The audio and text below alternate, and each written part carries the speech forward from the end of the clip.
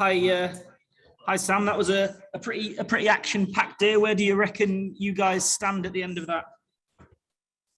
Yeah, to say the least. I think we've got an opportunity. I thought we bowled really nicely tonight. Created opportunities, created a lot of intensity, and held our length brilliantly. So it's a huge session tomorrow. We don't need to kind of emphasise that enough, really. So I think the game is obviously they're in front of the game, but we've got an opportunity to really make a statement and inroads in the morning. I guess the feature of this series for England has been sort of a failure to bat long and make those big scores. Today, bowled out in less than 50 overs again. What was the disappointment in the dressing room like that you weren't able to take the game a bit longer? Yeah, absolutely. I think the most disappointing thing was whenever we kind of wrestled back a bit of momentum, we lost a wicket at crucial times, I suppose. It was a real eclectic mix of dismissals as well. It wasn't just a set way of getting out. They were just, pretty much a mixed bag. But like I said, it was just whenever we kind of wrestled back that momentum, we lost a key wicket at the key time. Recording in progress. Just on a personal level, Sam, you had a bit of a ding dong with that sort of high class attack, and can you hear me? Yeah, sorry. Sorry. Just saying you had a bit of a battle out there with the bat, and then you were fielding in two separate sessions with the gloves. Do you have the hunger for this and the sort of the taste of Test cricket now, and you hope to be in this team a little longer? Absolutely. Did it look like I was having fun? At times. I absolutely loved it. Look, it's far better than sat on the sofa waiting to board a plane. I loved every minute of it. I found it was a great challenge against a brilliant attack that have been on fire this series, and that's what you want to do as a cricketer. You want to pit yourself against the best, and like I said, I absolutely loved it. It was just a shame that I got out when I did, but I felt really good. Felt in good rhythm, good flow, and like I said, just really enjoyed it. Thank you. Okay, let's go Will Macpherson and then Oz Sports Radio. Go ahead, Will. Hi, Sam. Could you just sum up the last week for us, or 10 days, or however long it's been since you got that call telling you to come down to Sydney, and then you ended up making your debut? Just try and sum that up. Yes. It's been a bit of a roller coaster, but I think I've got two probably overwhelming feelings of nothing to lose, everything to gain in terms of an opportunity, one that I didn't expect, and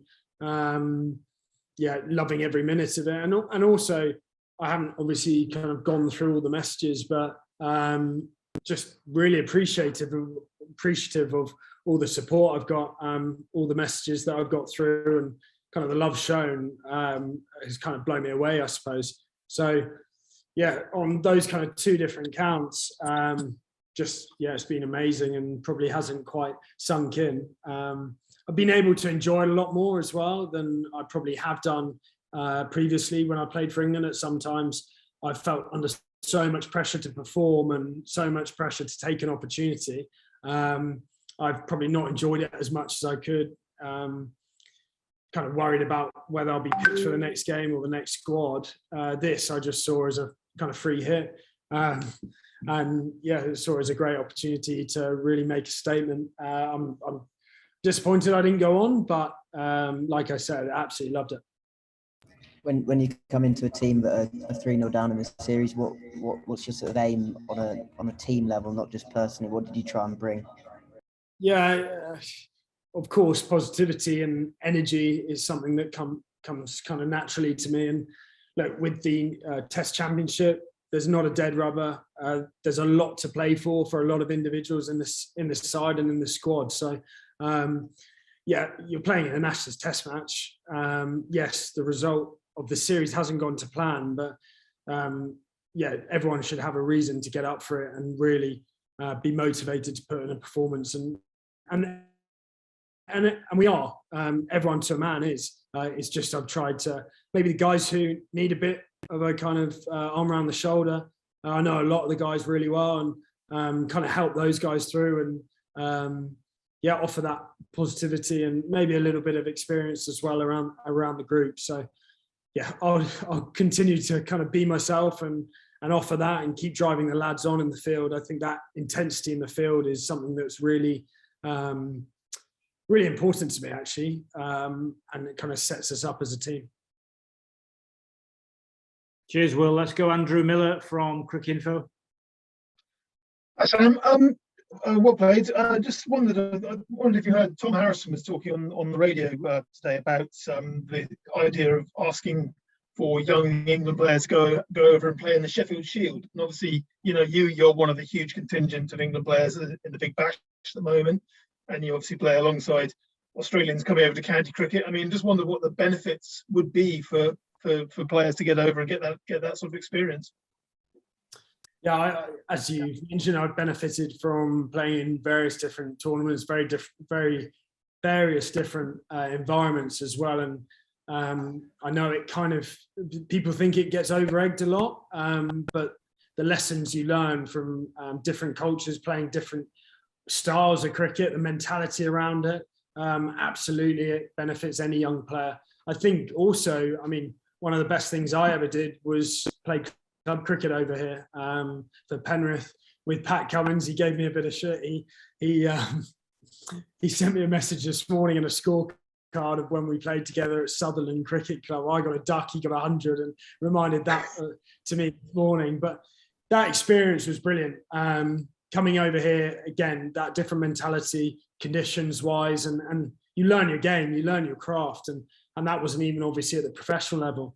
I was very lucky at the club that I was at, but to go one step further and potentially play in the Sheffield Shield, I think it would obviously offer a huge amount of value to our players. Whether or not the Aussies will be that nice, who knows? But yeah, I can absolutely say playing in the Big Bash, playing in the IPL, that's done wonders for my career, as long as you play, I suppose. And just in terms of the extremes, there's been a lot of talk of preparation for this series, and I mean, I guess your preparation takes it to an extreme there. I mean, wandering onto a test pitch after the build-up you've had, how did you find it? Just that first ball of red ball cricket in a while for you. Pink ball cricket. Pink ball, yeah, fair point. No, of course. Again, it's, I suppose, when you get older, more experience, you have a real clarity, or a bit more clarity around your own game and the method you want to kind of input, I suppose. And yeah, I had a very clear game plan. I had a very clear method that I wanted to use, and against the various different challenges in terms of the bowlers. So yeah, batting is all about mindset, rhythm and confidence, as I said the other day. And the only way you get true confidence is by time in the middle. And yes, it's a different format, but runs under my belt in the Big Bash, that's no doubt helped me hugely. And again, it's just a flick of mindset and that clarity in decision making. And yeah, for me, I'm always going to play positively. I'm always going to try and score runs and hit the ball. So yeah, I just tried to do that today. Nice one. Thank you. Okay, John Etheridge, and then we'll finish with Dean Wilson. Sam, the England openers have struggled all series. I appreciate you've not been around much. Rory came back today, he was out for naught, obviously run out rather than dismissed by a bowler. But is that struggle at the top of the order, is that down to the quality of the Australian bowling or technical deficiencies amongst the batsmen? No, well, today it obviously wasn't down to technique at all. Slight error of judgment, slight it showed the margins of the game, I suppose, today with that run out. And I suppose I think that might be the first or second time Zach and Rory have batted together as an opening pair. So again, Zach's shown some brilliant signs, I thought, today, and in the last game as well. So there are signs. The bowling attack, statistically, I think it was the third test, MCG, that was, since data is being recorded, the best opening spell ever in Test cricket. Obviously, data doesn't go all the way back, but the bowlers have been exceptional for Australia. They've been relentless. and they made it very tough. There's what's going on there? Sorry, guys.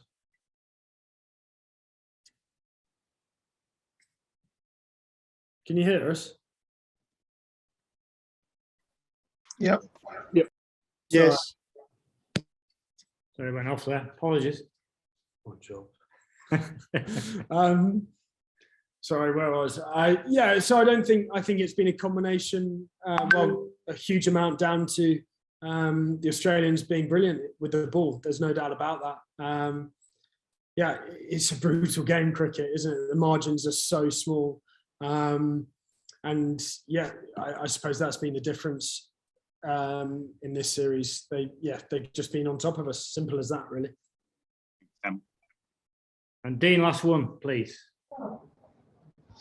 Hi, Sam. I just wondered, what was the aspect of today that you enjoyed the most while you're out there, and what was perhaps most difficult for you out there? I've just enjoyed it all. I enjoyed getting off them, getting off the mark. That was probably a highlight initially, and settled the nerves down nicely. I think the difficulty actually was the quick spell of bowling that Woody bowled there, picking up the ball under lights. That was at times quite tough with his skiddy trajectory. That was something that, again, it's a learning experience for me with the gloves, the alignment element, obviously with Stu Broad also bowling a lot of big in-swingers, getting dragged in. That was something that I found a challenge, and that's the exciting thing, is you get kind of those new experiences keeping in the test match, and you've got to work out a method there and then and adjust to it, I suppose. So yeah, I think the most pleasing thing, going back to it, was just the clarity I had with my game plan and my decision making with the bat, I suppose. I just noticed that Nathan Lyon had a word or two to say to you. Can you share that? Was it on a level with what you're used to? Yeah, word or two. I mean, it was being very nice, but it was just a kind of verbal diarrhea. It was, yeah. I mean, Pat was sledging me a bit, saying Popey looks like my younger brother, and I said I'm not ginger.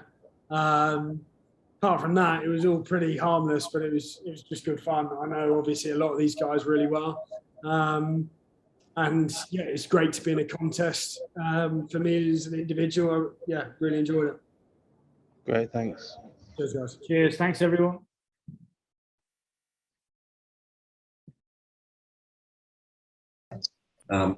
This meeting is being recorded. As always, guys, keep your microphones on mute unless you have a question, and cameras off. We'll get underway. Please raise your hand if you have a question. Done. Any questions out there, guys?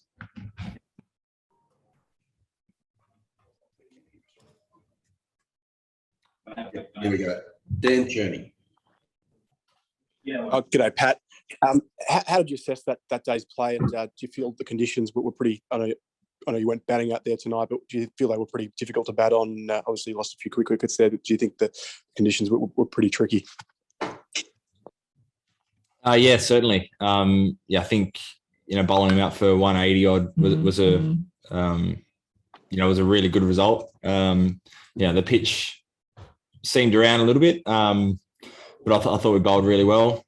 That night session, they're the kind of night sessions you've got to be careful of in day-night cricket. If you get caught out with a new ball, I think even with it being quite warm and humid tonight, it always seems to do a little bit more as well. So I think, although we're 3 for 30 odd, I think it's a pretty good effort to only be 3 down in really tough conditions, batting out there for 2 or 3 hours.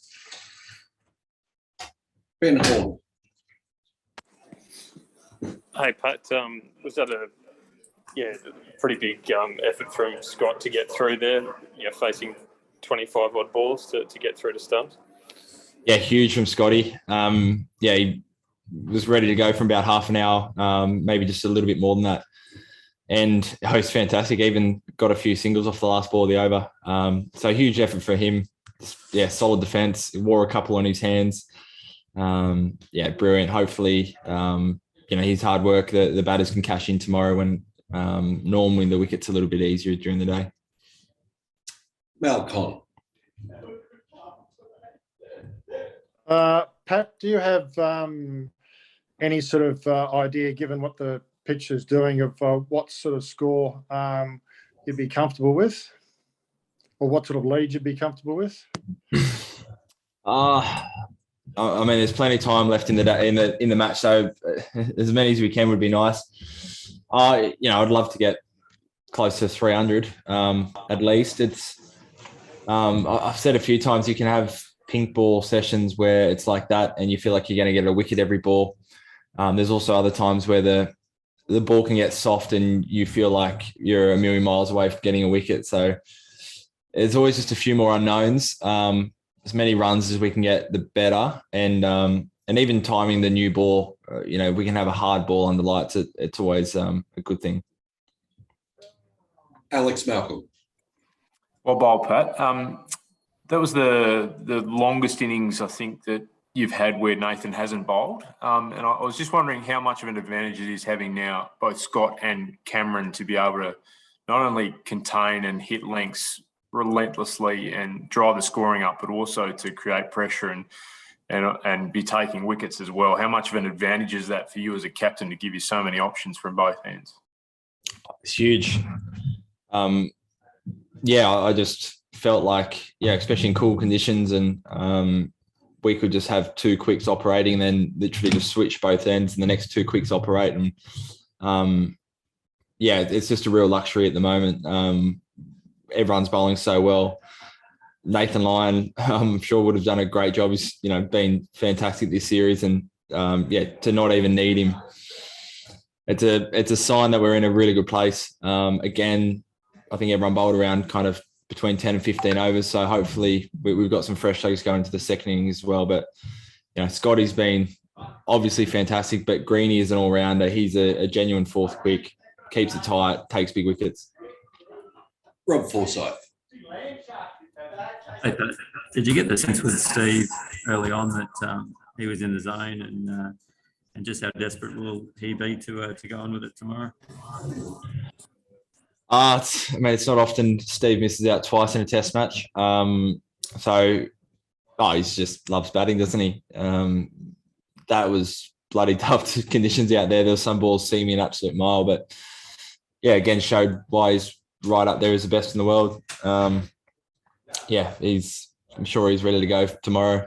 Hasn't scored 100 this series, so I reckon tomorrow he'll be pretty up for it. Andrew Ramsey.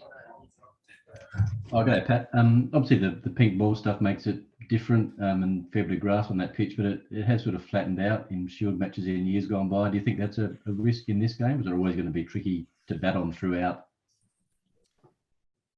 Yes, it's one of the unknowns. I think it's another reason why both teams wanted to bowl first is traditionally it gets flatter and flatter. There's probably a little bit more grass on it, and even playing under lights at night, it gets a bit more dew. So I felt like it livened up a little bit. But it's one of the big unknowns. Not having a lot of history here with pink ball cricket. I think, today probably quickened up a little bit compared to yesterday. Hopefully, it's similar tomorrow. Last one here by the looks, guys. Ben Horn. Pat, I was just wondering, there's been a lot of chat about Justin Langer's future. I was just wondering, are you hoping that it is something that's resolved quickly after the test match and isn't left to drag on? That's above my pay grade.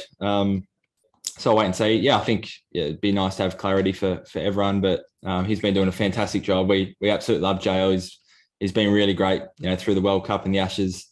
Honestly, it's not been a talking point at all within the camp. The plan's always been to chat about it after the Ashes. So, the powers will be. I'm sure we'll chat at some stage, but he's been fantastic for us, and the boys love him. Love having him around.